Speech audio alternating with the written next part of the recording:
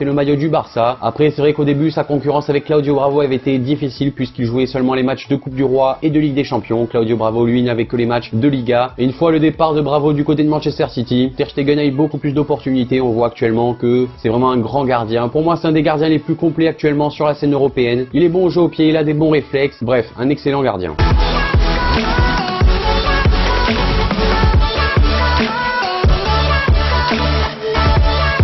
Bon, du coup, je vous ai présenté le gardien du FC Barcelone. Je vous présente également celui du Real Madrid, Keylor Navas. Lui, il était arrivé en août 2014 en provenance de Levante pour 10 millions d'euros. Et il était devenu du coup la doublure d'Iker Casillas dans le club merengue. Et après le départ de la légende espagnole lors de l'intersaison 2015, Navas s'était vu confier le poste de numéro 1 pour la saison 2015-2016. Et depuis, Zinedine Zidane maintient sa confiance dans ce gardien-là, qui en est pour quelque chose si le Real Madrid remporte toutes ses Ligues des Champions.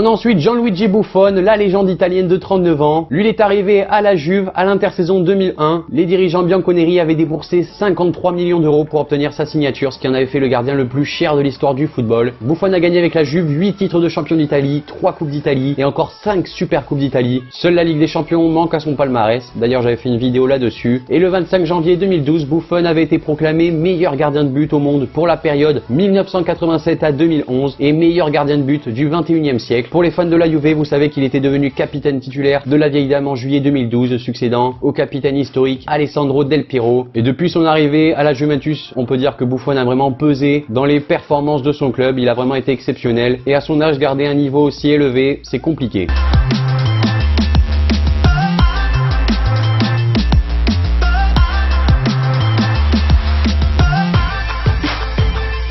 On poursuit avec son possible successeur, c'est Gianluigi Donnarumma, le jeune gardien de 18 ans du Milan AC. Alors Donnarumma avait été promu en équipe A par Milajovic pour la saison 2015-2016. C'est vraiment un gardien précoce qui est auteur d'arrêt de plus en plus important. Et du coup, c'est vrai qu'il n'avait pas échappé